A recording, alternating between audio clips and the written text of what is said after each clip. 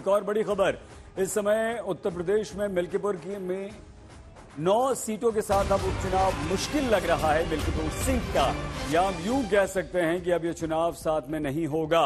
मिल्कीपुर विधानसभा seat को लेकर high court के लखनऊ बेंच में दायर की गई याचिका पर सुनवाई 15 दिन के लिए टाल दी गई है।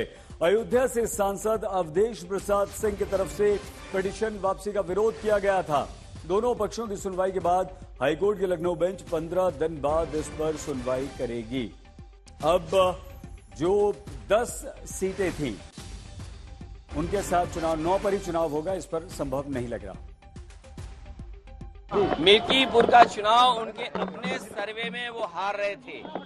बीजेपी और उनके साथियों का जो इंटरनल सर्वे होता है उसमें वो हार रहे थे, इसीलिए उन्होंने पहले बीएलओ बदले, जिसमें कि पिछड़े पीडीए परिवार के सब बीएलओ हटा दिए गए,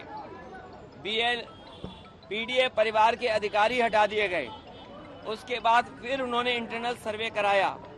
मुख्यमंत्री जी कई बार गए, प्रशासन के लोगों को बुला करके राय मशवरा किया, इंटेलिजेंस से रिपोर्ट ली। जब उन्हें ये पता लग गया कि वो चुनाव हार रहे हैं, इतने खेल खेलने के बाद, बीएलओ हटाने के बाद, अधिकारी एक भी नहीं छोड़ा पीडीए परिवार का, उन्हें इंटरनल सर्वे में वो हार रहे थे, हार चुके थे, इसीलिए उन्होंने चुनाव टाला। अब उनकी बदनामी हो गई।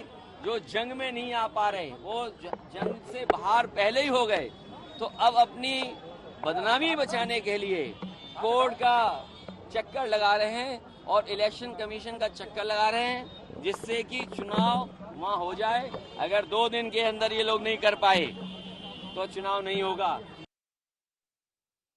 आइए हम इस समय सीधे आपको लखनऊ, कुमार अभिषेक हमारे संवाददाता वहां से हमारे साथ जुड़ चुके हैं। अभिषेक, जब बाबा गोरखनाथ, बीजेपी के ही पूर्व विधायक ने ये याचिका डाली थी, तो वापस लेने की जरूरत क्यों आन पड़ी?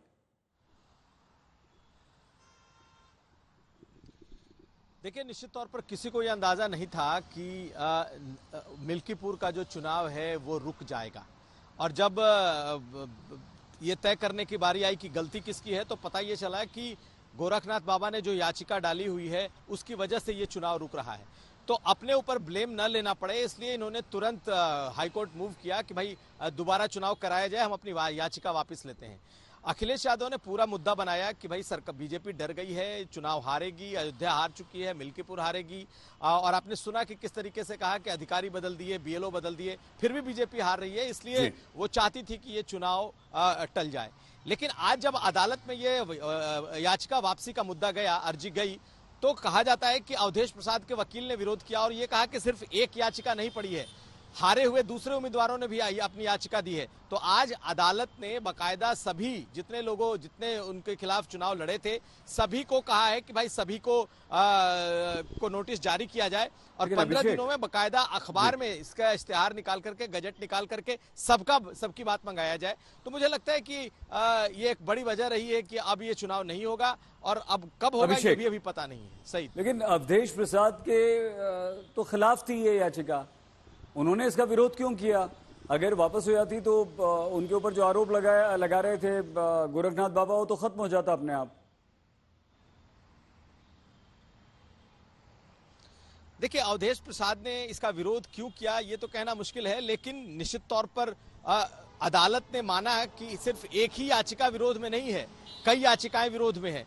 तो अवधेश प्रसाद का कहना है कि भाई सिर्फ हमारी याचिका के सिर्फ मेरे खिलाफ ये मामला ना हो, जितने लोग हैं सबको बुलाया जाए। और आज देखिए वही हुआ। बीजेपी को इसका फायदा है कि अब मिल्कीपुर में चुनाव नहीं होगा तो मुख्यमंत्री योगी आदित्यनाथ फ्री होंगे, आराम से वो महाराष्ट्र और झारखंड के चुनाव में ही प्रचार कर पाएंगे।